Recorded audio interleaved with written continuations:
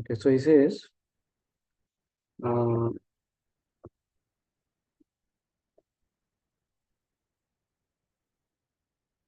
yeah, from here we will discuss.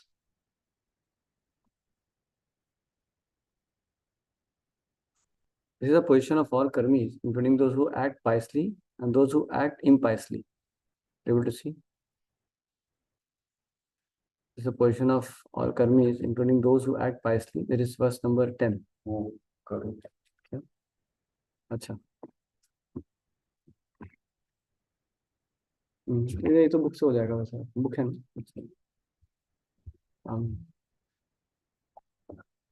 हम book में देखो ये वर्स नंबर 10 में next paragraph This is a position of all karmis, including those who act piously and those who act impiously. On this planet, we find many businessmen, politicians, and others who are simply interested in material happiness. They attempt to earn money by all means, not considering whether such means are pious or impious. Such people are called karmis or gross materialists. Among the karmis are some vikarmis, people who act without the guidance of Vedic knowledge. Those who act on the basis of Vedic knowledge perform sacrifices for the satisfaction of Lord Vishnu and to receive benediction from him. In this way, they are elevated to a higher planetary system. Such karmis are superior to the vikarmis, for they are faithful to the direction of the Vedas and are certainly dear to Krishna. We discussed this. In Bhagavad Gita, Krishna says, Ye athamam prapadyante tam tatheva bhajamiham. In whatever way one surrenders unto me, I reward him accordingly. Krishna is so kind that he fulfills the desires of the karmis and gyanis, not to speak of the bhaktas. Although the karmis are sometimes elevated to higher planetary systems, as long as they remain attached to fruitive activities, they must accept new material bodies after death. If one acts piously, he can attain a new body among the demigods in the higher planetary systems. Or he may attain some other position in which he can enjoy a higher standard of material happiness. On the other hand, those who are engaged in impious activities are degraded and take birth as animals, trees, and plants. Thus, those fruitive actors who do not care for the Vedic directions vikarmis are not appreciated by learned scientific persons. So, above vikarmis are karmis. He's saying that how compared to vikarmis, karmis are way better situated. They live a responsible life. They may worship demigods or they may become demigods. They may go to heavenly planets also. So, these karmis are better than vikarmis. So, he says how vikarmis are engaged. Nunam, this is the famous verse, Srimad Bhagavatam 5.5.4. Nunam pramatta kurute vikarma yadindaya pritayo apnavati prasadu manye yat atmanoyam asannapi kleshada ashadeha. You can read. But really, who work hard like dogs and cows simply for self-gratification or actual merit. They simply perform all kinds of abominable activities simply for self-gratification. Materialistic activities are not at all worthy of an intelligent man, for as a result of such activities, one gets a material body which is full of misery. Yeah. So this translation is very powerful. Nunam pramatta. Pramatta means madness. So this sun gratificatory activities on the levels of hawks and dogs is utter madness. Prabhupada say also, modern civilization is mad. It's a mad civilization. The similarity is there in the translation itself. Nunam pramatta. Matta means mad. Pramatta means like especially. Adjective is put. So pramatta. Pramatta means like too much mad. They become so mad. So those who work hard like dogs and cats simply for sun gratification are actually mad. And they simply perform all kinds of abominable activities simply for sun gratification. What are abominable activities? Can you think of? What are abominable activities people are Which are not like you can name some. What are things? no regulative principle. Meat eating, gambling, intoxication, sex, what else? Killing, killing, wholesale killing, cow killing, eating beef also. What else? Now we also heard that there are, in some places they're killing the child in the womb only. I mean, now also they're doing abortion also, and they in some places they are even feasting on the fetus. Like, there's some place started Chinese feasting is there, just eating the fetus also. right? Some things are happening. So very, very abominable things are happening. So you simply perform all kinds of animal activities simply for some gratification. So materialistic activities are not at all worthy of an intelligent man. So all these activities, any intelligent man will not do that. So na sadhu manye yat atmanoyam. No one who understands the what is body, what is soul, intelligent. So this is not at all befitting. The materialistic activities are not at all worthy of an intelligent man. For as a result of such activities, one gets a material body which is full of misery. And not only material body, but he get degraded conditions in the material body, like different lower species of life in it. So he's saying the purpose of human life is to get out of threefold miserable conditions, which are concomitant with material existence. Unfortunately, fruity workers are mad to earn money and acquire temporary material benefits by all means. Therefore, the risk being degraded to lower species of life. So, actually, one should always be aware that when I'm living a life which is devoid of Krishna consciousness, it's a risky life. Why it is a risky life? Because if you don't have a strength of Krishna consciousness, then how we will get affected by different modes, what kind of association will lead us to what kind of activities, we are not sure. As a Prabhupada says that if you want to be safe in this world, the only way to be safe is to be on the boat. It's like the ocean. What is that boat? Boat is like scorn, like association of devotees. When you are in Krishna consciousness, we are chanting. Because if you are not having that guidance, if you are not having that boat, guidance of Krishna consciousness, then any time we can get carried away. So that's why many, when Guru also in ISKCON, Prabhupada himself would say, don't never leave ISKCON. Bhakti Maharaj would tell his disciples, and at the time of initiation also they take a vow, they will never leave ISKCON. Because if they go away, then they don't, how they will get into so many things we never, and it's very risky life.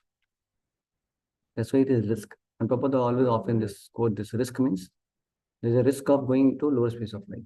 But once you go there, then again you have to take so many births to come back to human form. So it's a great risk. Once you got the human form of life, you should utilize it. The purpose of human life is to get out of the threefold miserable conditions, which are concomitant with the material existence. So concomitant means if there is material existence, means there are threefold miserable conditions will be there. You cannot avoid them. So unfortunately, fruity workers are mad to earn money and acquire material comfort by all means. Therefore, they risk being degraded to lower stages of life. So materialists foolishly make plans, many plans, to become happy in this world. They do not stop to consider that they will live only for a certain number of years, out of which they must spend a major portion acquiring money for something. So a lot of time goes in this, acquiring money only, working hard only. And that working hard, time goes. There is hardly time left for spiritual life or anything. That's why I said materialists foolishly make plans to become happy in the material world. They do not stop to consider they will live only for a certain number of years, out of which they may spend major portion acquiring money only for some gratification. Ultimately, such activities end in death. Materialists do not consider that after giving up the body, they may become embodied as lower animals, plants or trees. Thus, all their activities simply defeat the purpose of life. So, defeat the purpose of life means they don't acquire that destination which the human life was acquiring, giving them facility. So you can think like that. Let's say you have a Nokia mobile and there is iPhone. So Nokia mobile, you cannot have apps, button mobile, you cannot install apps. But in iPhone mobile, you can have app. So this self-realization app, God realization app is only in human body. That is like human body is like iPhone. And this other animal species are like a Nokia button mobile. So there you cannot install app. So the point is that once you have got the human life, then you have that potential to realize God. That's the only species which has that potential. So lower species, they don't have the potential only. So after we get that potential, we don't engage. That means we are defeating the very purpose of life. It's like you took the iPhone and you never used any app, nothing. So what's the purpose of that? Then you could have taken Nokia button only. Why did you purchase iPhone? Understand? So that is good and better to purchase Nokia only. Unless it's so much money, energy wasted. So same way, when you got human form of life, then what the use of just doing the same activity like eating same and everything? So the whole purpose of human life was that you could have installed that, that self-realization app could have utilized, but that he did not do. So that's why he's telling defeating the very purpose of human life. Because human life is not meant for all this other activities like what animals do. Not only are they born ignorant, but they act on the platform of ignorance. Who? Yeah, people who are engaging in such kind of activities. Not only they're born, but they're acting on the. What we should do, we don't have to act on the platform. Rather, we should eradicate ignorance by practicing Krishna consciousness. Eradicate thinking. So they're thinking that they're getting material benefits in the shape of skyscraper buildings, big cars, honorable positions, and so on. So material activities do not, the materialists do not know that in the next life they will be degraded and that all their activities simply serve as prabhava, parabhava. Parabhava means defeat. This is the verdict of Srimad Bhagavatam. Para abhavastavad abodha jata. Para bhavastavad abodha jata. That's the words in Srimad Bhagavatam. What does it mean? It means that all their activities are defeated at the end.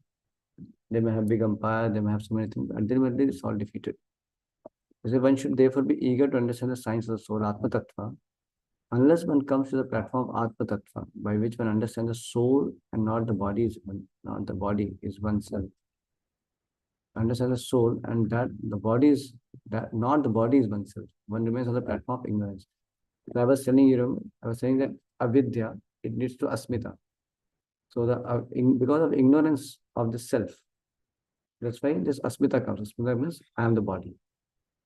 Then and when you say I'm the body, then I'm American, I'm Indian, I'm engineer, I'm doctor, and all varieties of designation. So the root cause of all this misconceptions is ignorance. Avidya, asmita. Now, after asmita, what happens? Once you understand I'm this, I'm that, then after asmita, raga, dvesha. Raga, dvesha. Raga means attachment, dvesha means aversion. So avidya, asmita, raga, dvesha. Raga is attachment. Then you get attached to something. Like you become attached to your own nation. And then you will have aversion for other nations. Raga, dvesha. So, avidya, asmita, raga, dvesha. And when you are having this kind of mentality, you like something, you are having aversion for something, attachment aversion, that leads to material absorption. That will lead to you get materially absorbed. And that will lead to so many material births. So that's why spiritual life, what it does, it attacks the ignorance. It removes the ignorance. So when ignorance is removed, then you have the right understanding. I am not the body, I am soul. So asmita, avidya, asmita, raga, dvesha, abhinivesha. Abhinivesha means material absorption. The opposite way is avidya, abhinivesha. Abhinivesha. Abhinivesha means material absorption. So in spiritual life, it is instead of avidya, we have vidya. And what kind of vidya? Raja vidya. The Raja vidya means I am not this body, I am soul. That is Raja vidya. I am servant of Krishna. That is Raja vidya. Basically, the knowledge about soul and God. That is transcendental knowledge. So, or it's called Adhyatma Vidya also. So that's why he says further that one should therefore be eager to understand the science of the soul, Atma Tattva. Unless one comes to the platform of Atma Tattva, by which one understands the soul and not the body is oneself, one remains on the platform of ignorance. So Atma Tattva is required to remove ignorance. Because until as you don't know who are you, then you will think you are something else. Once you don't think I am soul, then you will think something else. That's why Atma Vidya, Atma Tattva, or transcendental knowledge, Raja Vidya, that is required. So that is the way to eradicate ignorance by Atma Vidya, Adhyatma Vidya, Atma Tattva. So out of thousands and even billions of ignorant people who are wasting the time simply gratifying their senses, one may come to the platform of knowledge and understand higher values of life. There are very few people, thousands of millions of ignorant people, just simply spending their time, wasting their time in gratifying their senses. And why the attempt of gratifying senses is called waste of time? Why it is considered waste? Because we are not going to ultimate destination if we just spend growth and but Correct.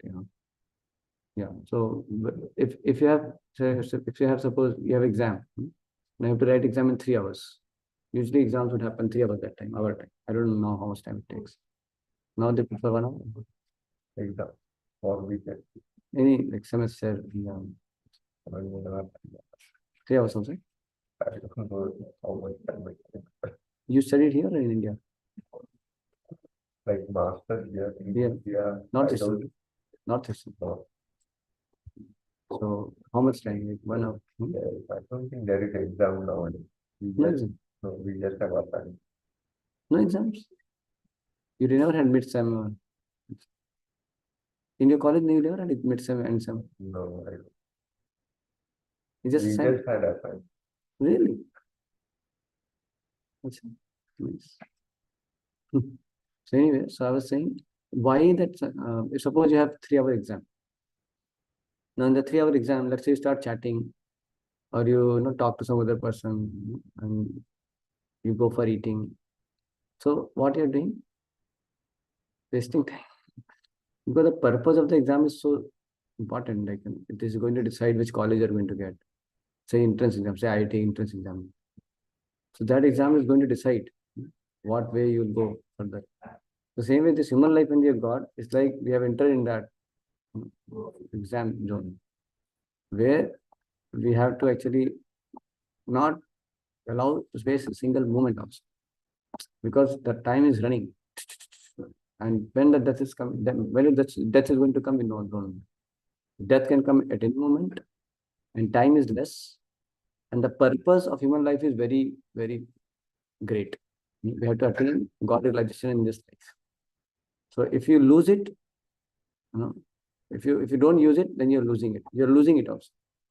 So that's why he says, Ladhva Sudurva Midam Bahu Samad. After many, many births, we have got this human form. And then he says, Manushyam Arthadam. And this is very valuable, Arthadam. Arthadam means valuable. Generally, Arth मतलब पैसा बोलते हैं, अर्थशास्त्र. लेकिन अर्थ का ये भी मतलब है बहुत जो वैल्यूबल है. तो अर्थ, पैसे को अर्थ क्यों बोलते हैं? Why we say money as earth? Because they consider it to be a great asset. But actually, more valuable than money, what you might have, your human body itself is a great asset. Why it is called asset? Because Turnam Yateta Na Pateta Anumrityu Yavan. You can utilize this human body for God realization, self-realization. It's possible only in human. Other space of life, you don't have that. Hare Krishna. Hare Krishna. Hare Krishna. How are you? How are you? Good. Hearing to Prabhupada? Yes. Really? Just now. Okay. So, so human form of life is arthadam. It's called valuable. And if you don't use this human energy in Krishna consciousness for God realization, then you're going to lose it. Because it says anityam. There is the word comes, turnam pateta. Pateta means it is going to fall. Your human form is going to fall. I mean, you're going to lose it. Turnam pateta, na pateta, turnam yate, sorry. Turnam yateta, na pateta. Na pateta means before it falls, you have to do yatan. You have to do prayer and endeavor for self-realization. Anumrityu yava, before it falls, before you meet death. And then you say, Nisheshaya Vishaya Khalu Sarvatasa. And if you are engaging in other activities, like earning money, personal gratification, and this and that, working so hard for it, he's saying, that thing you have done in animal life also. It is available for them also. What the use of you getting this human birth now? That's why it should be used only for self-realization. That's why Prabhupada says here that they're wasting time. Out of thousands and millions of ignorant people who are wasting their time simply gratifying their senses, when we come to the platform of knowledge. So that platform of knowledge is basically understanding the value of life. Some higher truths of like I'm not the body, I'm the soul. So this kind of knowledge, when some very few people may get, and understanding the higher, she's writing also, and understanding the higher values of life. So such a person is called Gyani.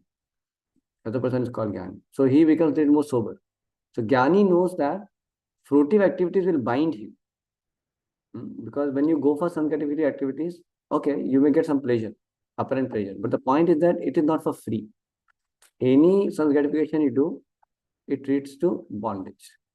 It binds you in this world.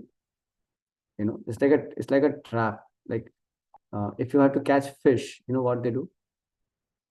They put a bait. So the bait is what is actually some kind of gratification. So fish is going to get some pleasure for sure. She goes for that bait, she will eat, get some pleasure. But what happens is she get caught.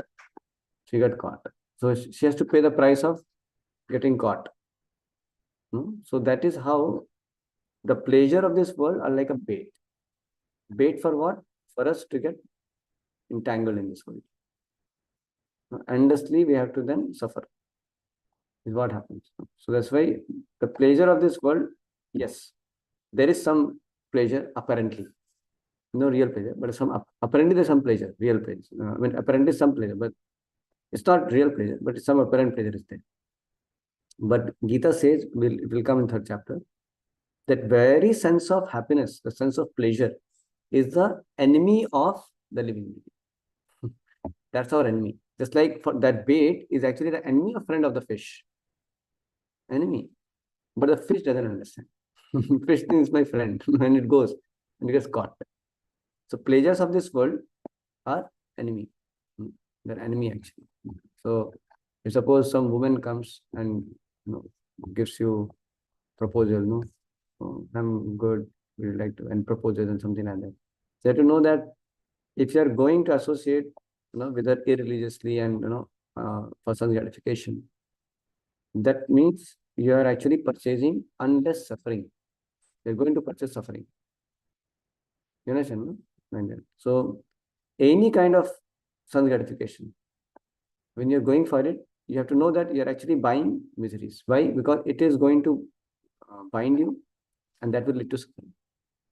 Now somebody may say, then what are you telling us to stop eating, stop sleeping, stop doing any activity?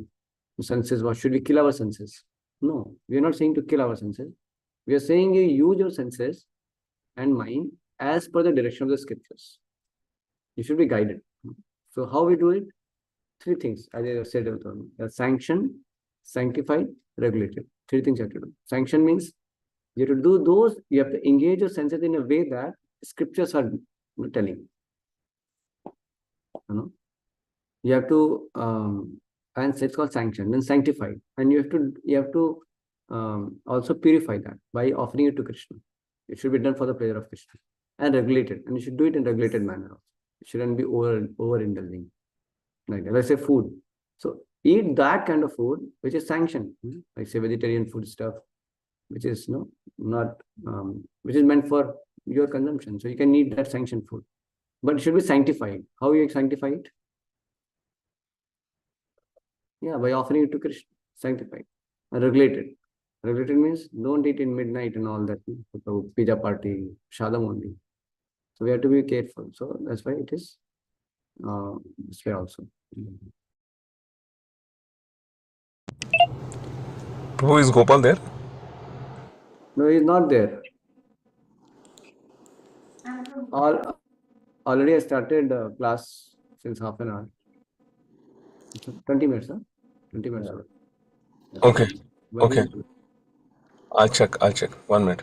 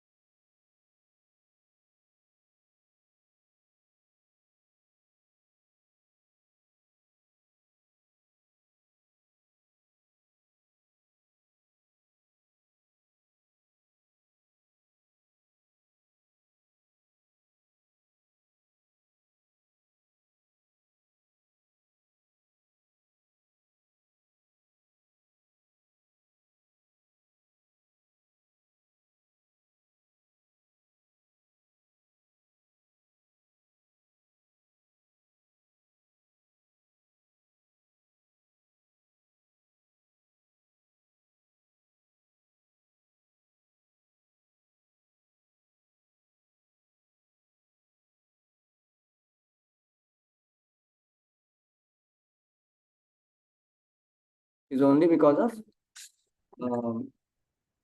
we are still having enjoying mentality. So we can still get entangled if we get distracted. That's why we have to be cautious. At the same time, we have to develop pure consciousness of seeing everything as Krishna's and everything belongs to Krishna. So simultaneously, we should cultivate that mood of service and getting rid of this mood of enjoyment. Bhoga vritti should go down, seva vritti should increase gradually. And when seva bhav, seva vritti, the mood of service increases, then you don't see things as your object for, it's not object of exploitation. You don't see that, even things and people. Then you see everything as meant for Krishna's service. That is the vision of a devotee. There is a vision of a devotee. Like say, suppose I keep $1,000 note. Suppose your $1,000 note is fallen. You came to darshan and all that. You're so absorbed, and then your $1,000 note fell, and you're going like that. So the person who is fruity worker, karmi, what he will do? He just take the money. Say, "Bhai, nice, temple में भगवान के मंदिर में भगवान ने पैसा दे दिया." He will take and enjoy. He will go and purchase chocolates and all. Whatever. If somebody is of your age, he may purchase chocolate. Somebody, no. Probably vomit the laptop first. Sorry. Oh, it is not 1,000 rupees, okay, $1,000. Okay, sorry. Yeah. Anyway, yeah, kid purchase laptop. His father doesn't want him to use laptop. He wants to purchase laptop. Yeah.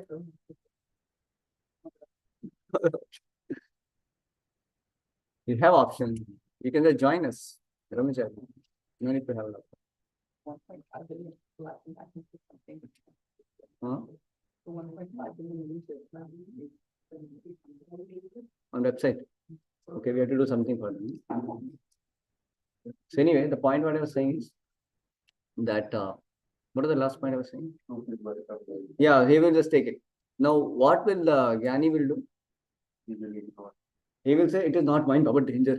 Because I have enjoyed, whenever I enjoyed, I get trouble like anything. So I don't want to enjoy, Baba. I don't touch. I don't touch. Dangerous, danger. And then what about the devotee? What devotee will do? Huh? He will take that money and give it to Mataji. Mataji, your money, is it yours? Whose money it is? Oh, I think it's mine. Correct? He will shout, hey, somebody's money fell here, please.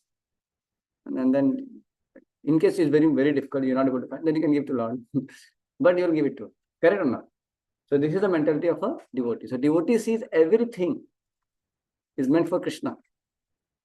So I mean, here you are compared to Krishna, that thing like that. And your thing is, it's yours, hers. Same way you gave it to Mataji. That means you are giving, you want to give everything to Krishna. So everything meant for Krishna's service. You getting that? This is a vision of a devotee.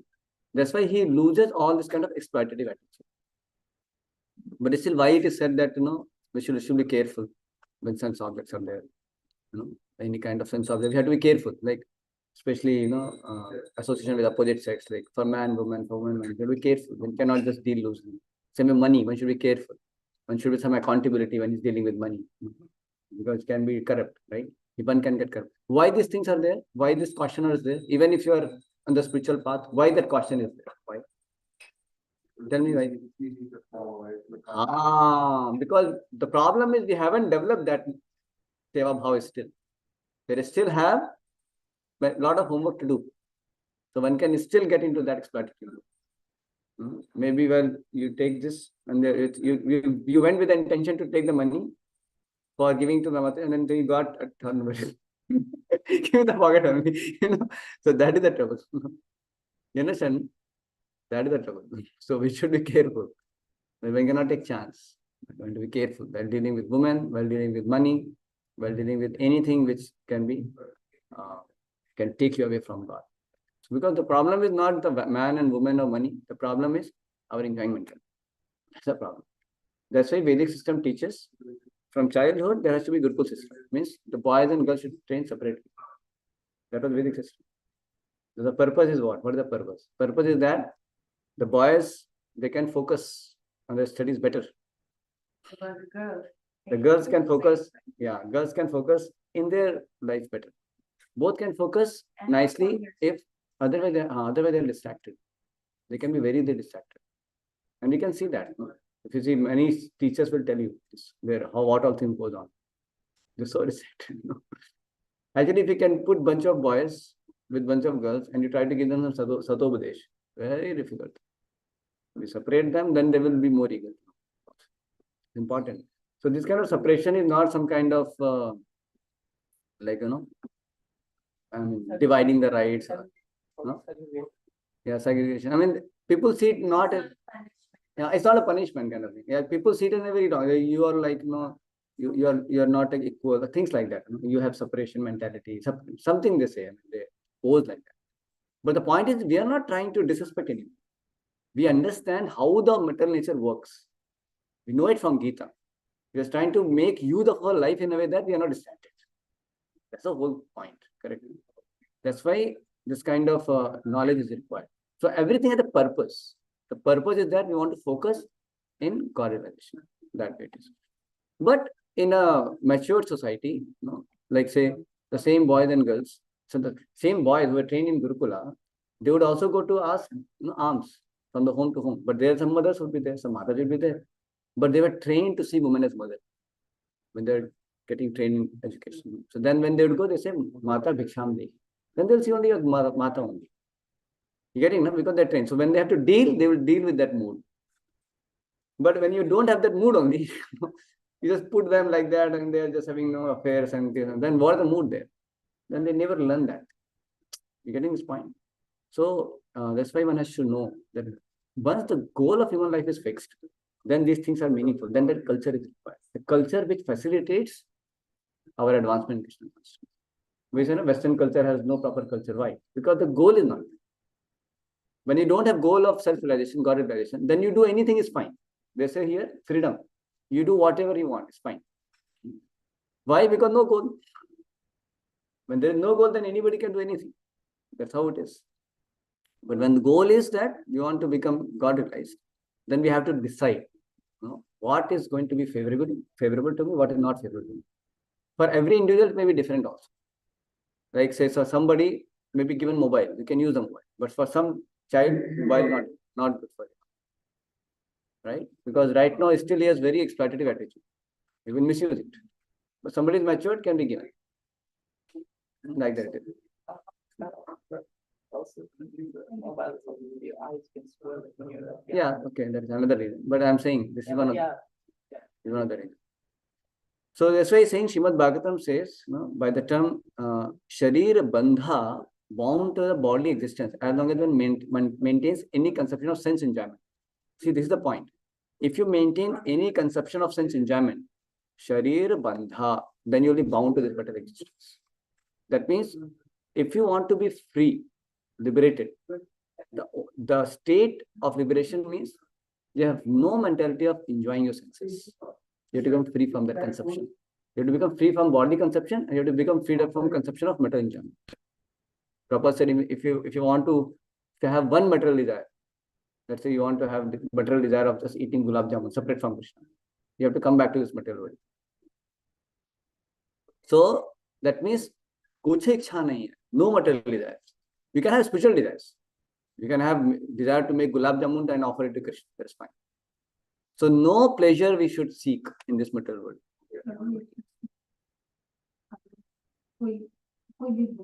English हो सकते हैं? Yes, of course. Yeah, because so basically, he won't understand him. So basically, there is gulab jamun. He told me. So if we eat it, it is delicious. Hindi? He But that's okay. That's okay for everyone. So if we eat gulab jamun, it's delicious. So that time we have that taste. What about that? No, that's what I'm saying. So that's why it depends on the consciousness. It's not that we have to deny that it is not tasty, no? Yeah. Or I should not think that it is tasty. You're not trying to, do this. See, the pure devotee, when he takes gulab jamun, then he is relishing Krishna there. So this is what the consciousness is. It's difficult for us to comprehend what is that consciousness. So he is not interested in his enjoyment. But what Krishna does, Krishna tries to comfort devotee only. See, Krishna always tries to give enjoyment to devotees. How can you deny the enjoyment? So Prabhupada says, devotees enjoy the most because Krishna personally gratifies them. Krishna personally makes them enjoy everything. But devotee doesn't want to enjoy anything. I'll give you a simple example. Let's say, let's say when somebody goes to home, so in the home, your mood is not about just enjoying, of course, but you may enjoy the things, but actually what they're enjoying is the love of your mother, love of your parents. That is more fulfilling. Because the gulab jamun you're getting in canteen also. And your nice room was there, AC was there, everything is there also. But why you still go home? Maybe the facilities in home is less. Maybe my mother may not be cooking that variety what you're getting in canteen also. Correct? Sometimes I'd see that, the samosa and all, very ordinary my mother would cook, like not samosa, whatever. Sometimes. But if you go to a restaurant, they will, cook in a different way, which is like, for the tongue, it is like very crispy or whatever it is. But still, you like more to be at home and do that, especially when you grow up. In the childhood, you complain, this is more good. But at least once you are more mature, you understand what you look for is love. So the point is that, yes, still you will be enjoying the food. You will be enjoying the comfort. But actually, you're enjoying the love. And enjoying the love is not just like enjoying your recipient. You actually are in the relationship. That relationship is established. So that relationship you relish. The same way, we have to relish the relationship with Krishna. And the foundation of the relationship is selflessness, sacrifice. The mother makes sacrifice for the kid. That's how she has love for the kid. When the kid gives him some, Mama, gulab jamun you khalo, you take the gulab jamun. So mother eats the gulab jamun. She's enjoying gulab jamun or the love of the kid. Sometimes child says, Mama, chocolate, you eat chocolate. You also eat. And the mama eats the chocolate.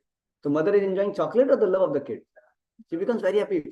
Very tasty chocolate. But she is happy about chocolate or about child? That becomes the prime importance. Son's gratification is not the main focus. The focus is that relationship. You understand this point? So actually what we are looking for in this world is relationship, not the pleasure actually. So, See, I'll tell you, when mother is sacrificing with the child, her sleep is disturbed. yes. If you ask any mother, she has got kid, she has to sacrifice sleep again. Any time that fellow will put the alarm, to 1:30, 12:30, there is no time for him. Any time he'll put alarm. Put alarm means it's natural alarm. He'll get up. And any time he'll pass urine, any time he'll pass stool. And this fellow will do anything he can. He'll put hand in some plug here and there. Anything will do. So mother has to be so much an anxiety. Sleep is disturbed. She cannot eat sometimes properly. Because so much of work and all, and she can't eat properly. So much of problems. But you tell that mother, mother, you so much trouble, my child. Okay, we will take away this child from you. She will say, hey, correct? She still wants that child. Even though she so much burden, it's called burden of love. So in the relationship, actually, when you sacrifice, when you take that burden, then that relationship thrives. So in the relationship with God also, when you make sacrifices, then that relationship thrives. You understand this point? No? So we are not come here to enjoy our senses. We have come here to serve Krishna. But when you serve Krishna, Krishna enlivens your senses. That is Krishna's part. But we don't look for it. We should look for serving Krishna. And that is called spiritual desires. You getting this point? You look for Krishna's service. Now Krishna is a person and he wants to please you. So he also may keep you very nicely. Prabhupada says, Krishna takes care of his devotee very nicely. Like I tell you, like I don't have no money. I'm a monk. But does Krishna keeping me nicely or not? Yes. Krishna has given me good health. Krishna has given me nice prasadam I eat. So I'm taking it. But I can remember Krishna as a gratitude. When prasadam is tasty, if I am a very pure consciousness, then I will not enjoy this. I will enjoy the love of Krishna. How Krishna is so loving to me. And I'm focusing on serving Krishna more. I'll make more sacrifices for Krishna. You understand how it is born like that? So pure devotees, they also may eat prasadam, gulab jamun and all that. But they're not eating like the way we are eating. Our consciousness is third class consciousness. You understand, no? We may be eating a गुलाब चल गया, आ जाता हूँ अभी सब तो कोई आ गया तो बांटना पड़ेगा, भी खा ले. If somebody will come, then this fellow will have to give. I'll eat now only. Everything. You understand this? But pure devotees, they don't eat like that. They are relishing Krishna. They think, oh, Krishna's saliva is mixed in this, no? And they're relishing it. So their love for Krishna is enhanced by eating. So they're enjoying the love of Krishna. And that is bona fide. That you can enjoy. That's our right. And while eating, if we think, like, wow, this is so delicious, Krishna was loved it. That is correct. Like, Yeah. So when Krishna, that's what, even if suppose you may not, sometimes you may not get it, still they are happy because Krishna is fed. Krishna is fed nicely. And if you get it, it's okay. But Krishna is fed. That's why Chaitanya Mahaprabhu, when he saw nice food is offered to Krishna, he became so ecstatic. Oh, Krishna is being fed so nicely. And when you taste it, Krishna has tasted it. They are very happy about it. But when Mahaprasadam comes, we think, okay, which item? I think this item badhiya hai. Isko leta hu. We have no thoughts of Krishna. So we are taking prasadam, that is also good. At least we have some thought. We know that is Krishna prasadam, at least we know it. But still our consciousness has to be yet more purified. So you understand this point, bro? You can sit on chair. Yeah. And whenever you're talking about these points, these points usually happen. Like for me, like I was like this same thing that you were talking about yesterday. What? We had that festival. God bless you. Yeah. We had the festival yesterday. Okay, so During this prasadam thinking. Lots of prasadam. then you are thinking of Krishna. Yeah. Very good. Very nice. I have to take your shelter, get that consciousness. So this is the point. So the point is, yeah, so you understood, Scott, that we are not looking for any pleasure. But yes, but we are struggling. We are not yet perfect. So we accept prasadam, we accept, and it's not denied, but it is in Krishna conscious way. But ultimately, we want to get rid of any desire for enjoyment, selfishly. So it is said, the only way you can become happy in this world, Prahlad Maharaj says, stop trying to become happy. What does it mean? Because stop trying to enjoy your senses and trying to have happiness like that. You seek happiness of Krishna. You stop trying to become happy and start giving happiness to Krishna and his devotees. You'll become happy. The secret of happiness lies in not trying to become happy, trying to give happiness.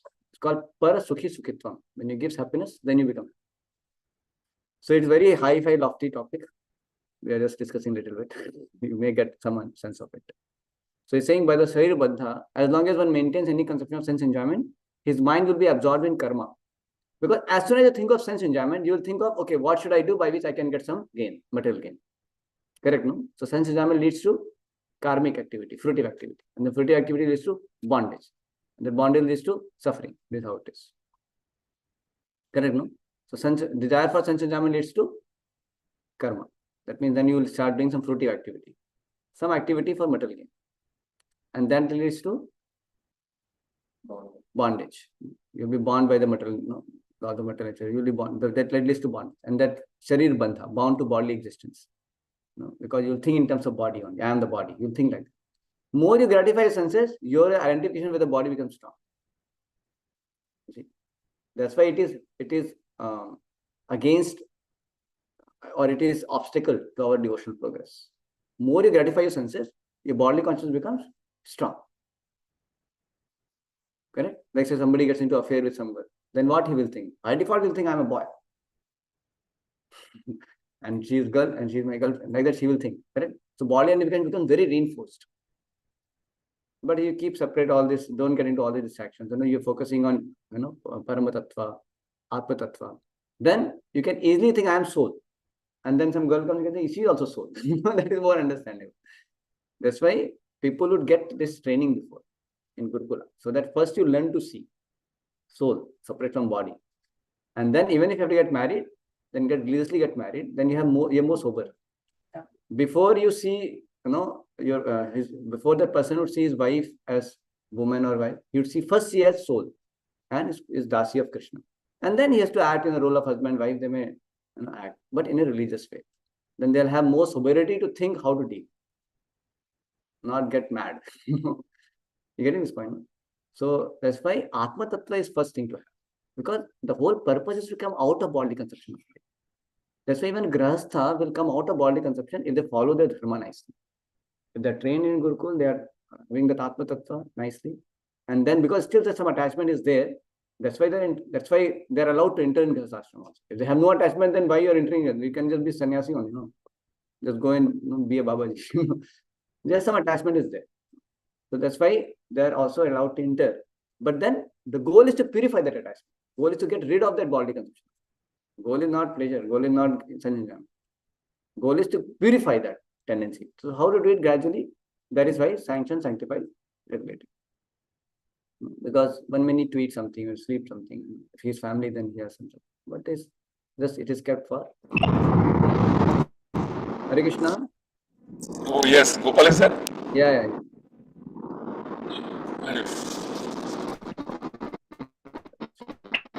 So okay, we'll go ahead. So fruitive, so he says, as long as one maintains any conception of sense enjoyment, his mind will be absorbed in karma, fruitive activity, and this will oblige him to transmigrate from one body to another. Then again, you get so many bodies of it. Thus, a jnani is considered superior to a karmi. Who is jnani? Who has some wisdom that sense gratification leads to misery. But he doesn't have attachment to Krishna. That's called jnani. The term jnani means this. He has realization that sense gratification leads to misery, but he is not attached to Krishna also. Yes. Example is you have realization that there are months, but you don't have a realization that there is 31 days in a month. I'm saying this because you skipped like 4 days of August in our schedule. What? Yes, when we just skipped 4 days in our schedule, bro. We have 4 extra days of 11. Our schedule, we skipped 20th August, we skipped 26th August. So what you're saying? I have realization what? You don't have realization of the days, so we just don't focus on Krishna. You want each all of us what we have to do. So I have no realization of days. Yeah. How it is connected to this one? I don't know. Huh? Keep talking. Okay. You just wanted to tell me that point. So, huh? Before I forget, okay, fine. Good. He wants to hear more. So eager. Can you think this is just 10 years boy? I'm 30. Oh, sorry. 13 years boy. Actually, when you tell kids that you are 10, then they get offended if they are elder. If you tell the older generation that you are old, then they will get offended. If you tell them more. So for the kids, you have to tell them always less. No, sorry, more. You tell them more. If you tell him 15, he'll feel nice. I'll still tell you 30. Really? No, they're not swat, no. Anyways, the point is that the Jnani is superior to Karmi because at least he refrains from the blind activities of sense enjoyment. He's not blinded so much that he's just going for pleasure hunt. Jnanis, they know that it is going to bind me, but they don't have understanding of Krishna. That's why they don't. It's like, I don't want to touch money. So like Prabhupada was told once, Swamiji is telling, I don't want to touch money. So much money, he's in like this. One photo was there. Prabhupada said, you get all money, I will embrace the money. But all this money for Krishna. So that is pure devotee. Otherwise, he doesn't have any need for money for himself. So he says, at least he refrains from the blind activity of sense enjoyment. This is the verdict of Supreme Personality of Godhead. However, although a Jnani may be liberated from the ignorance of the karmis, unless he comes to the platform of devotional service, attachment to Krishna, he is still considered to be in ignorance, avidya. Although one may be accepted as a Jnani or one advanced in knowledge, his knowledge is considered impure. He may have knowledge, but his knowledge is impure because he has no information about Krishna or devotional service. And thus he neglects the direct worship of lotus feet of the Supreme Personality of Godhead. You got this point? So when a Jnani takes to devotional service, he rapidly becomes superior to an ordinary Jnani. Why? Because already he has some sense of detachment and he gets Krishna and he gets higher experience of happiness. Immediately, quickly he will go. He will make swift advancement and he will not be like an ordinary Jnani. Such an advanced person is described as Jnana Vimukta Bhakti Param. Jnana Vimukta Bhakti Param, this person is called. how a Jnani takes to devotional service is mentioned in Bhagavad Gita 7.19, wherein Krishna says, what is 7.19? How one becomes, what happens to Jnani eventually? Bahunam, Janmanam, Ante, Jnanavan, Mam, I know why you're asking this, because you said this first one before I remember. Prapadyate, Vasudeva, Sarvam, Iti. So many hints I gave.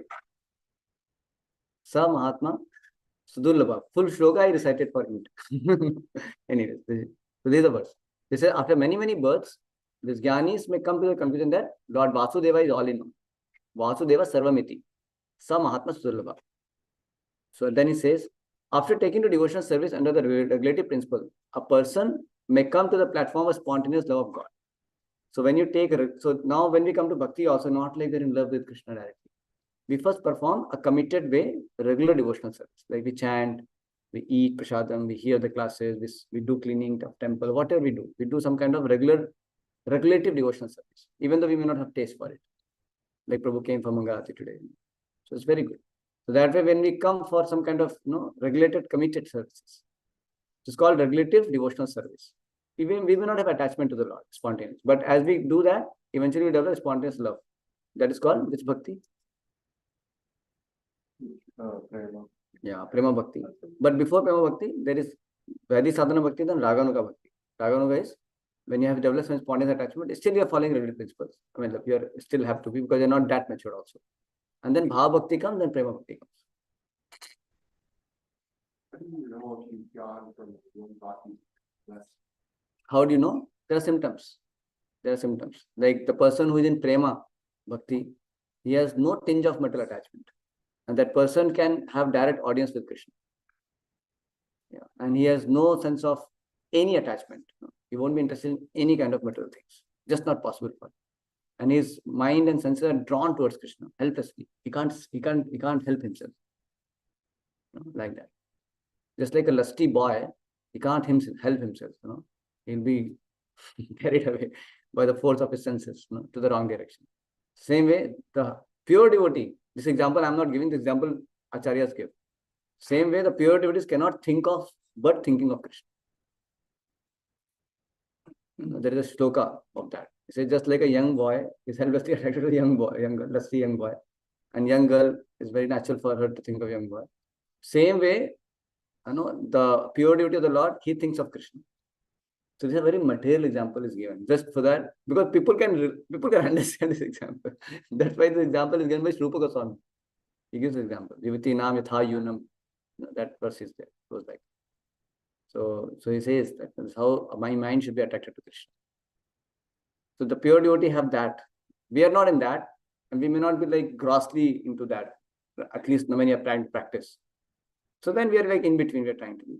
So then we have to progress. So when we progress from Vaidhi Sadhana Bhakti, then we go to Raganuga, then Bhava, then Prema. Gradually we'll go there. We don't have to imitate it artificially. It's a gradual step by step, we will automatically progress.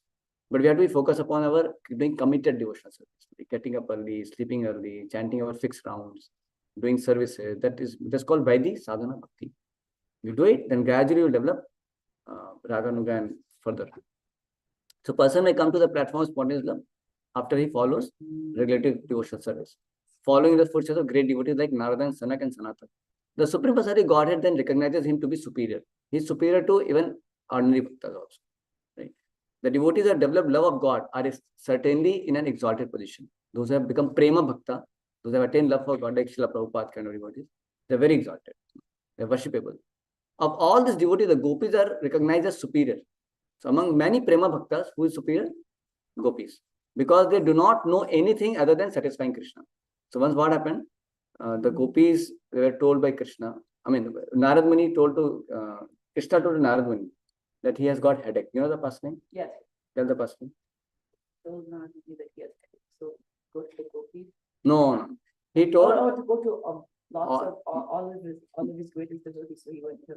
Then you can explain the part. No, go. You are saying No, then like he went to like Padma and he asked, can I get the dust of your lotus can I get the dust of your so that Krishna's head? All of them said they did not want to go to the lower planets, right? Yeah, because if we give the dust of our feet, how can it be? It can have to go to hell for that. So I cannot give. They gave him the dust because we can give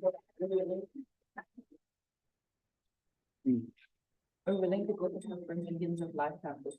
Yeah, so they said that, Gopi said that we are ready to go to hell for lifetimes after lifetimes if it relieves Krishna for a moment from headache. But all other devotees, they were not willing because they have to go to hell. All sages and great devotees, they did not. So that means Gopi's love for Krishna is so selfless. No? If they say, you come to Krishna consciousness, no? After you come to Krishna consciousness, your both leg will be fractured, you will become blind, you will lose all your money, all your relatives may also suffer. So please come. This is what we are calling. Will you come? You say, I don't want to come. Why should I come like that? So hell is like this, no? The gopis are ready to go to hell for eternally if it relieves Krishna from headache for a moment. This is the state of a consciousness of a gopi, you see. So that means they're not wanting their, forget about enjoyment. They are willing to accept sufferings for the sake of giving pleasure to Krishna. This is pure love. So are we on the platform of pure love? No, we can clearly see. If we are not getting one single thing right, we have reasons to not come to Krishna. Correct? Yeah. Suppose some devotee doesn't deal with this properly. We become so upset. We don't want to chant. We're upset. Why Krishna is doing with me like this? Correct? It happens like that. So point is, that is state of devotees, of pure devotees. Gopis. Gopis are like that. They are not even interested for anything.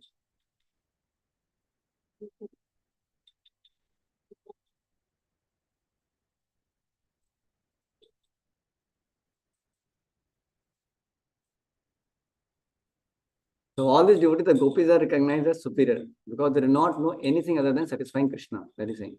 Nor do the gopis expect any return from Krishna. Like when we come to Krishna, please take care of my family. Please see that my job is going good. Please see that my health is fine. Correct? We have so many expectations. If not, spiritual expectation. I should become the pure devotee very fast. I mean, that is good, but we have our own idea of becoming advanced devotee. Our own idea. I have to become advanced. So I have no jhanjat, no conditioning. I'll become very purified and I have no trouble. That is Jnani mentality. Devotee is not worried about trouble, no trouble. He only simply, I exist for you, Krishna. You take care of me whatever you want to take care of me. Whenever you want to purify me, you purify me. But I will always keep serving you. That is my determination. You purify me from lust, anger, greed, pride, envy now, or you will purify me after many lifetimes. It's up to you. But I want to render pure devotion service to you. I want to give you pleasure. That is the mood of devotee. See? So now the gopis expect any return. And why devotee want to get purified? Because this kind of pride and lust and greed that hampers his pure service. That's why he says, Krishna, please purify me from all this. So that I can offer you pure service. But the mood is not that lust, anger, greed, pride is troubling me so much. The mood is that I am not able to serve Krishna nicely with them. That is the mood. So when we have purified from lust, anger, greed, pride, envy, then I can give Krishna more pleasures. Because if you become lusty, you waste your time and then you're not serving Krishna nicely. You become proud, then your Krishna is not pleasing. It's not pleasing. Your offering is not pleasing to Krishna. You become proud. You're getting, no? It is not that we are troubled. It is about, there is a consciousness of a pure devotee. You getting this point? That is how it is. So nor do the gopis expect any return from Krishna. Indeed, sometimes Krishna puts them into extreme suffering by separating himself from them. Like Krishna separated, Krishna went to Mathura and did not have it. Indeed, sometimes Krishna puts them into extreme suffering by separating himself from them. Nonetheless, they cannot forget Krishna. Still, they don't forget Krishna.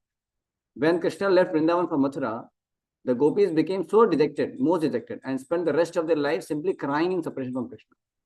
But it is said that gopis could have given up their lives, but they did not die. Why?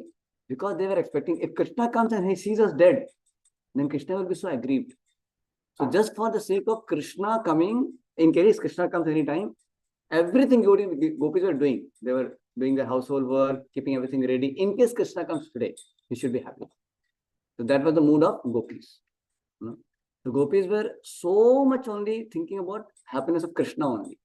They did not have any thought. Otherwise, for them, it was easy to die. They could have just died, no? But if I die, Krishna will be hurt. If Krishna comes, no? So that's why I have to maintain my life also. But the situation is worse than death. Still, they are not dying. Just for the sake of Krishna. That is the level of gopis. You can see. We should not think gopis are like some ordinary girls and Krishna is enjoying with girlfriends. This is all very mundane idea. The gopis are the highest devotees. No? Then it says when Krishna left Vrindavan for Mathura, the gopis became most dejected and spent the rest of their life simply crying in separation from Krishna. This means that in one sense, they were never actually separated from Krishna. So this is another, in the spiritual platform, the separation from the spiritual personalities, it actually brings you in more association of theirs. This is very inconceivable. Looks like contradictory, but it's not. This is what happens. In material life, when you're separated from any person whom you love or attached to, then you become very dejected and drained, and sometimes people die and things like that. But on spiritual platform, what happens? It nourishes. Like when you more feel separation from Prabhupada, what will happen? You'll become spiritually more nourished. You feel separation from Krishna, then what happens? You feel more nourished. Problem is you're not feeling from separation from Krishna. But too much it is Krishna, no? Too much of temples, too much of chanting. We become overwhelmed with that, sometimes. But pure devotees, they do a lot, but they feel separation. Because they are so much in love. And that separation actually is what makes them more connected to Krishna. It is said in spiritual platform, Vipralambha is superior to even Sambhoga. Means, if Krishna, suppose, is playing with his Gopa friend, Krishna is dancing with gopis. So they are feeling some ecstasy. They are feeling association of Krishna because Krishna is with them, right? When Krishna wants to give them greater ecstasy, when Krishna wants to give them more deeper experience of him, then what Krishna does? Krishna separates them. Because that deepens their experience of Krishna. You understand this point? No? So we should not misunderstand Krishna to be cruel. Right? If Krishna really, gopis are so great devotees, why Krishna is doing this cruelty to gopis? Somebody may ask this question, right? Krishna is not giving cruelty. It looks like that. Actually, by that, Krishna is giving them a much deeper level of happiness, deeper ecstasy. Because in that separation, gopis will be more happy to have that experience of Krishna internally. Externally, they are miserable. Like that. You got this point, no? Externally, they are miserable. But internally, they are having much deeper ecstasy. Same with Dashrath Maharaj. Somebody may say, why Lord Rama did this? Dashrath Maharaj died only. Somebody may ask, right? Same with Nityananda Prabhu, when he was also young, then he also left his family and all that. So all these things are only to enhance the ecstasy of the devotees at more deeper level. Externally, they may be dying. Externally, all this materially, they will be crying, but they are actually getting more nourished. So Krishna is actually giving that more ecstasy to the devotees. So our path also is a path of cultivating devotional service in the mood of separation. Mood of separation means we are actually not having Krishna with us. Where is Krishna with us? We are hardly thinking of Krishna. So we should feel separation from Krishna. And feeling separation from Krishna, we should chant. We should read. We should dance like that. So this is the mood, what we are taught. So when people say sometimes, हम तो कृष्ण को हमेशा याद करते रहते हैं. That is not our mood. Our mood is I am hardly remembering Krishna and we want to remember him more. I'm not doing enough for Krishna. I want to do it more and more. In love, you think how much you are not doing. When you actually love somebody, then you think how much you are not doing. Because you want to remember more and more. You want to do more and more. That's why you always think I'm lacking. Like money, sometimes we feel lacking. Even if you have money, no, I want to earn more and more. So in material life, we feel always lacking. Actually, in material life, you should be satisfied. Whatever it is, you should be satisfied. Okay, my father is not giving me laptop, no problem, you should be satisfied. For example, I'm speaking in general. Huh? I'm not talking about you, I'm talking in general. So, definitely. So anyway, you understand this point. So material life, you have to be satisfied. And in spiritual life, we should not be satisfied. Spiritual life, we should feel like I should do more. That's a sign of love. If you are thinking I have done enough, that means we are still very neophyte. अरे बहुत कर दिया प्रभु जी. इतना सेवा दे देते हो, तो समझ में नहीं आता है कि पागल हो गया, अरे mad giving so much service. No, we will clarify, bro. I should have some more services. Because the only thing is, but I want to do service. At least some mood should be there. At least something, And we have to correct ourselves. We cannot say bluntly like this. At least, service is good only, Why? But we have some limitations to have to this. Can explain, no, but we have to be respectful.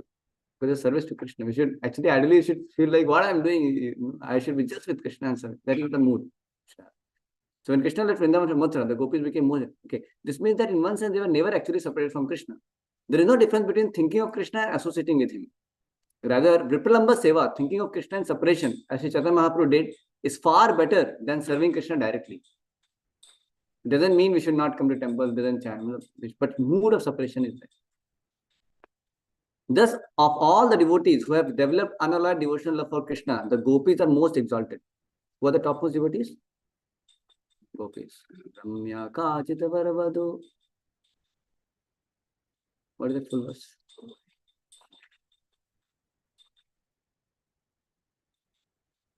Aradhya Bhagavan Rajesha Tanaya Tadhama Vrindavanam Ramya Kachita Varavadu Vargeya Kalpitam. Like that verse glorifies gopis.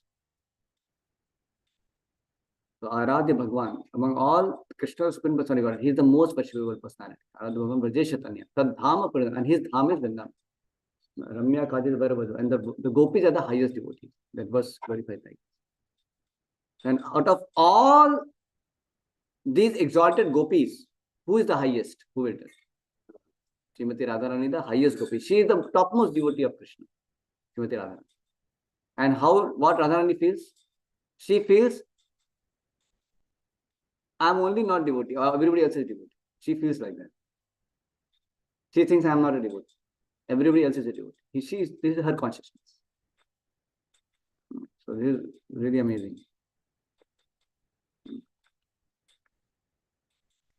So he's saying thus all the devotees, okay, Radharani is highest among all the gopis. No one can excel the devotional service of Srimati Radharani.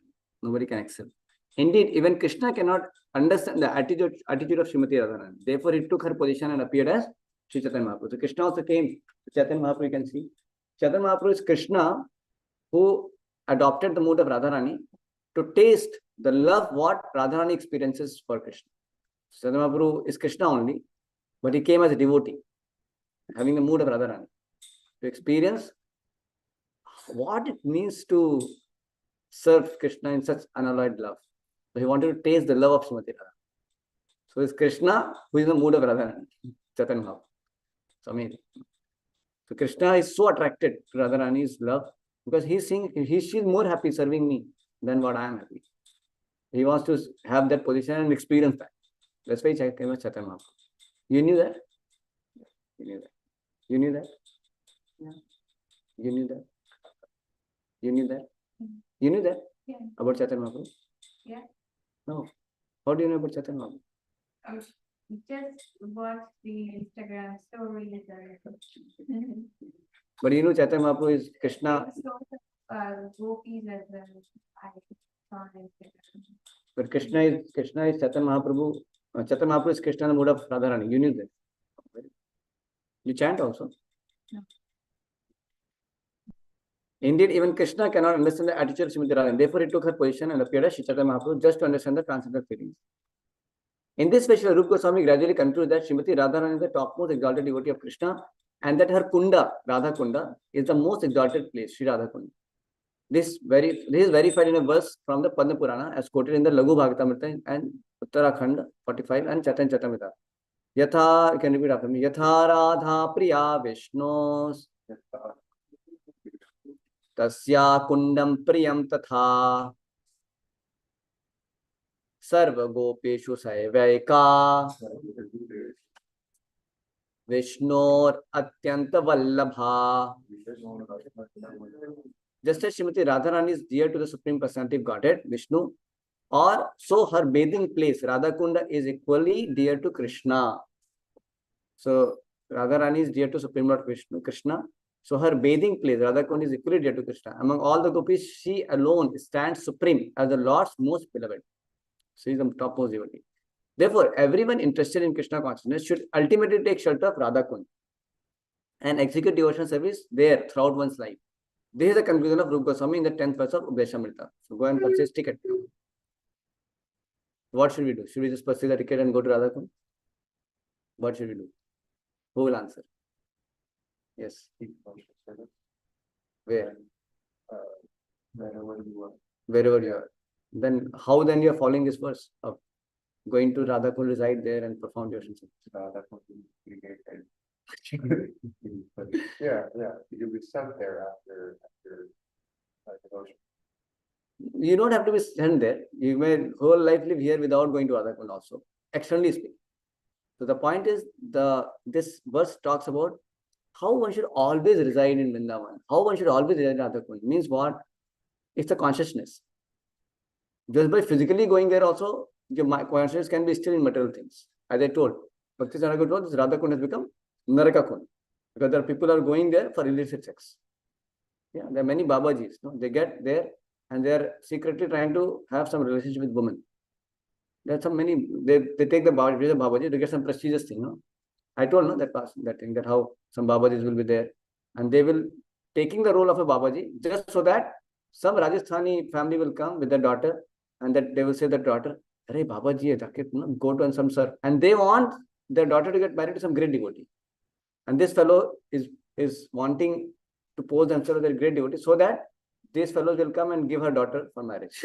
Can you imagine? It's all crooked plans beforehand. So there are people who go to Radha Kund for that purpose. And Bhakti Saranga observe that. And then the family will say, go and take blessings of Babaji. And Babaji will also give some, okay, so this so much blessings. And then he will say, your daughter is very cultured and devotional. If you want, then say that he can get married to that. So, and then he get married. And that the fellow is a cheater, like that. So this is Narko, and then they're having some all this nonsense. And there are so many illicit sex also people do there. So many Babajis also. So that kind of going to Radha Kund is not going to benefit it. You understand, no? So going to Radha Kund is not just physically going to Radha. That is also, it will benefit some way, for sure. But it is more by getting access. That's why I was telling you go to the shopping mall. Just by going to shopping mall, you'll not get goods. You'll have to have ID card. You'll have to have the cash or whatever, the ATM card or credit card, debit card, something like that. Then only you can get things. The same way, and even if you don't go to shopping mall, if you are here, if you have all like online access and credit card, the shopping mall things will come here. Whole shopping mall can also come to you. If you have that kind of credit card, debit card, and online, you can just get and it will come. So the way to access Radha Kund is to serve the pure devotees, to increase our Krishna consciousness. And internally, we should always remember and respect this holy place of the Radha Kund. And with the blessings of our Guru, if we are able to get the chance to go there, we should be happy and eager to go. Then we'll be able to accept the mercy. Correct, no? Like that. But it is not like, okay, now I'm just Radha Kund बैठ करके वजरी job करूँगा. I'll do remote from Radha Kund. My special master discourages that. But we are going to holy place. You should not just go for doing a mundane activity. The essence of going to holy places completely take shelter of pure devotees. And if you are taking shelter of pure devotee, even if you be in Boston, you are actually in Radha Kund. Because you are having the same mercy. Because you are pleasing those who are dear to Radha. Who is dear to Radha? Pure devotees, spiritual master. When you serve spiritual master and you take his shelter, then Radha Kund will appear here. Because Radha Kund is not limited to some boundaries, some kind of physical boundary. It's spiritual. Vrindavan is not some physical boundary, it's spiritual. So Vrindavan can manifest here also. Like Krishna manifested here. So Vrindavan is also here. So one should know that point. Is it clear? We'll go to next verse 11th. Thank you. No, you stayed more than half an hour. Oh, I said I'll be done at 12, but. Yeah, you stayed more than half an hour. So what? So we should get some punishment. So you can register with that some group. Sorry? I told you they can register that group. Register. I mean that WhatsApp group. Oh, okay, yeah. That Bhakti Yoga club is there behind. Fine. Okay. So whichever place is nearer to your place, you can join that WhatsApp group. Okay. Yeah, so that you get information about You just came 2 months before, right? It's been 3-4 months. Yeah, it's good to get connected. You like this discussion? Yeah. So we can get connected. So it says, Krishnasyoche pranaya vasati preyasibhyopi radha kundam chasya munibhirabhitastagrat eva vidhai yat preshthar api alam asulabham kim punar bhakti bhajan tat premedam sakridapi sara snatur avishkaroti. Yes, go ahead, Gopal. Read the translation. To give the the nectar of instruction. Yeah, I will give it. Of the many objects of favorite delight, and of all the loving damsels of Rajabhumi, Srimati Radharani is certainly the most treasured object Krishna's love. And You can go up and take prasada. And in every respect, her divine queen is described as by great sages as similarly dear to him. Undoubtedly, Radha Kund is very rarely attained, even by the great devotees. Therefore, it is even more difficult for ordinary devotees to attain. If one simply bathes once within those holy waters, one's pure love of Krishna is fully heroic. Yeah, but again, consciousness. Like it is said, even if somebody takes once darshan of Jagannath, he is delivered from the cycle of birth and death. Is attain love of God. But how sometimes people see still they are not having love of God, they have love for some other thing. So how to understand this? Surely their mercy is begun. They have got the mercy. Some lifetime they will get that. That benediction is true. It's not true. But when it's going to manifest, that's the point. And the point is they have to do that surrender also. So some point of time when they surrender, they blossom fully also. So he's saying that her Radha Kund is described in great sages similar to dear to him. And it's certainly the most treasured object of Krishna's love. The many objects favored delight and of all lovable damsels, Brajabhumi, Srimati Radharani is certainly the most treasured object of Krishna's love. So he is the so Radharani is the most loving object for Srimati, for Krishna. Krishna gets highest enjoyment from Srimati Radha. She can give the highest pleasure to Krishna. So to the degree one gives pleasure to Krishna, to that degree he is a great devotee. It's like that again. So Srimati Radharani gives the highest pleasure to Krishna. That's why she is the highest devotee. So undoubtedly Radha Kund is very rarely attained even by the great devotees. Therefore, it is even more difficult for ordinary devotees to attain. Even simply bathes once within these holy waters, once pure love for Krishna is fully aroused. Even once somebody bathes. He's asking, why is Radha Kund so exalted? The lake is so exalted because it belongs to Srimati Radharani, who is the most beloved object of Shri Krishna. So it belongs to Srimati Radharani. So that's why now anything belongs to a pure devotee is also pure, dear to Krishna. So you have to become, you should be able to belong to some purity. You understand? Some purity should be able to say, he is my man. Then you will immediately you become dear to Krishna. You understand this point? So we have to please the Vaishnavas, please the pure devotees, so that they can say, he is my man. He is my person. Once they can say this confidently, then, confidently means heartily, then your job is done. Like that. So you have to just become dear to some pure devotee. So see, that the lake is so exalted because it belongs to Srimati Radharani. In the if you see Chaitanya Charitamrita also, Chaitanya Mahaprabhu says that your entire, all your family members, relatives, your household is everything very dear to me. Why? Because Srivas Thakur was very dear to Chaitanya. Because among all the gopis, she is the most beloved. Similarly, her lake, Shri Radha Kund, is also described by great sages as the lake that is as dear to Krishna as Radha herself.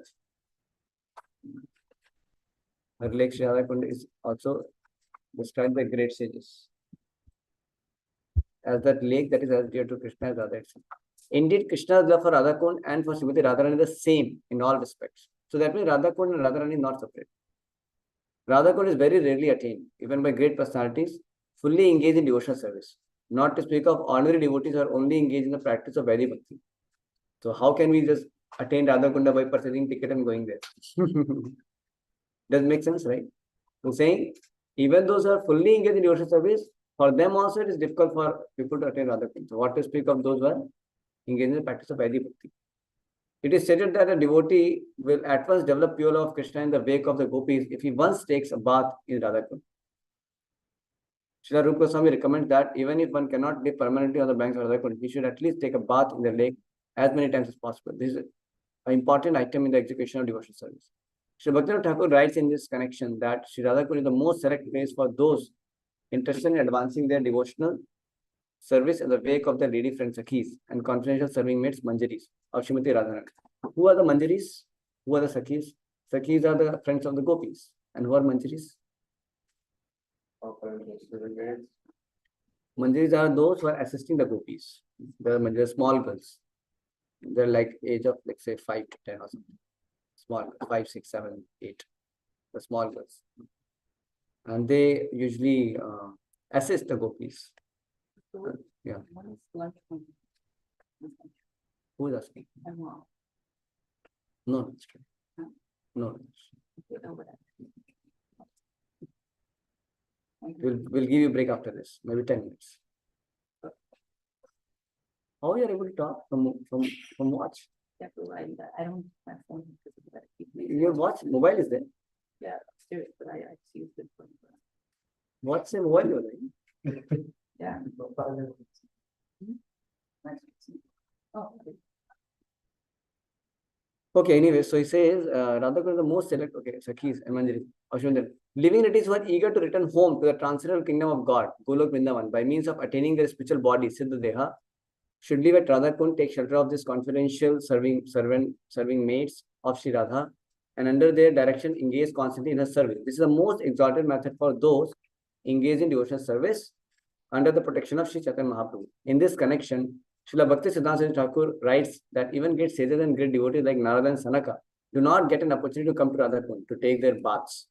What then to speak of ordinary devotees? If by great fortune one gets an opportunity to come to Radhakund and bathe even once, he can develop his transcendental love for Krishna, exactly as the gopis did. It is also recommended that one should live on the banks of Radhakund and should be absorbed in the loving service of the Lord. One should bathe there regularly and give up all material consumptions, taking shelter of Sri Radha and her assistant gopis. If one is thus constantly engaged during his lifetime, after giving up the body, he will return back to Godhead to serve Sri Radha the same way as he contemplated during his life on the banks of Radhakund. The conclusion is that to live on the banks of the Radhakund and to bathe three daily constitute the highest 3 times, I think. What is it then? 3 times? Written 3 times? No, the conclusion is that to live on the banks of the Radhakund and to bathe there daily. Okay, no, daily, not 3. Bathe there daily, consider the highest perfection of devotional service. It is a difficult position to attain, even for great sages and devotees like Narada. Thus, there is no limit to the glory of Sri Radhakund. By serving Radhakund, one can get an opportunity to become an assistant of Srimati Radharani under the eternal guidance of the gopis. Is this point clear? So, again, as I said, the Radhakund is not like just by purchasing ticket you can go. We have to be qualified by taking shelter of the Lord devotees. By taking shelter of the Lord devotees, we can access that mercy. Then by that mercy, we can be able to comprehend and even have any access. You understand, no? But as somebody told us that day when we were discussing that, it is actually meant to help us understand the glory of such places and to be able to worship them in our mind. And the mood of separation, we can do that. That way we will be more connected to Radhakund. Because when we are there in Radhakund, we will be spaced out. But if you are here, remembering Radhakund, you are actually in Radhakund. Once what happened, one disciple of Bhakti Siddhanta Thakur, he was very much attached to going to his home. Not very attached, but he wanted to go home because he was leaving his body. So he had a desire that maybe I'll just go once and come. But the Bhakti Siddhanta Thakur was thinking that, no, I mean, if he's going there, then he may leave body anytime. You understand this point, no? So he did not allow him to go. When he was like in almost good health, but he was kind of deteriorating, health was deteriorating. So he was just having desire, I'll go once and come back to see. But Bhakti Siddhanta Thakur was not alive. So he did not allow him to go. And when he was about to die, some time, was only remaining. Then he said, no, he can go. And I said, no, I don't want to go now. Because I will leave body now. You understand? When before he was not, he was not about to leave the body. That time Bhakti Thakur did not allow him. And he wanted to go that time to once see and come. But when he was about to leave the body, anytime, then he said, now he can go to home. And everybody was shocked. And even he was shocked. And he was forcefully told, now you go. And then he was going the train and all, and he went all the way, and maybe reached home also, and he died there. And everybody was shocked. Why did he do like this? He could have died in Mayapur, no? Why did he go to, why did Bhakti Thakur send him like that?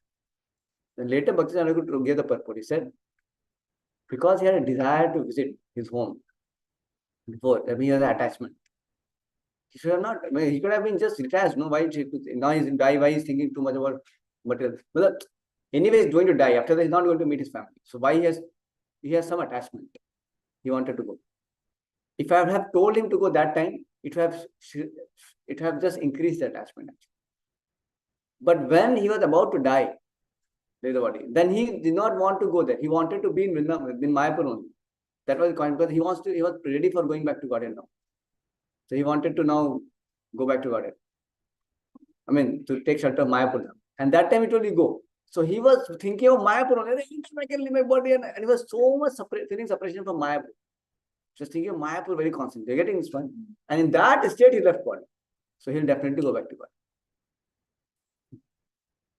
So it's not about you being in Mayapur. Of course, that is also beneficial, because that way you get the remembrance of Mayapur. But though he was away from Mayapur, but he was thinking of Mayapur very deeply. So he will surely attain Mayapur. So this is the philosophy. We have to not forget this. So more important than physically residing is how much I am feeling separation and being there. That is more important. And that is the conclusion. Because the thing is that, it doesn't mean that if there is opportunity, we don't go also. I mean, we cultivate, we go and like temple. You cannot say, Northeast, I'm Northeastern. I'm only feeling separation from temple. Let me feel separation from temple. That's not the point. You come to temple, take your seven deities. You understand the point. But the point is that when we come here, our mood is to develop attachment to Krishna. That's the point. No? So, and wherever Guru has told, we should serve there. And if you are not having that facility of, let's say, I've been told, let's say, you go and stay somewhere else instead of in temple, and there preach. Say, I'm told, like, you go and stay with, Scott, and both of you stay in one building, and from there you preach. Then I say, no, but I have no altar here. I'm not able to every day take darshan of Radha and things. No, but if you are told to do that, should I do that or should I remain attached to him? What do you think? I've been told, let's say, you don't stay in the temple, you stay in a building with Scott and then do preaching, because Scott can help you in talking to some Western people, and you can bring, and then you can start preaching center and all that. You go there. But I have complaints. I say, but I will not be getting the darshan of Radha Gopi every day and this and that. I do not want to go and all that thing. So should I go there or should I not? Can go there for And another thing is, I should go there because that is instruction from my superiors. By pleasing my superiors, I will make advancement. I will have more blessing. And then Radha Gopi Vallas will actually be more manifesting. Their mercy will be more available to me. Correct? And of course, and then I can feel separation also. That is then I can carry that. And not only separation, whenever opportunity, I should come and take darshan also. Correct? You understand this point? So it cannot be like a justification. Prabhu, I am feeling separation from devotees, so if I am staying away from devotees. That is not the. You cannot misapply this also. One has to be careful not to misapply the whole thing. Is it clear? We'll take a break now, and we'll take lunch, and then we'll come. We can come back at 1:05. 1:15 we can. Okay, 1:15 will come. So we are finished NOI. Big success.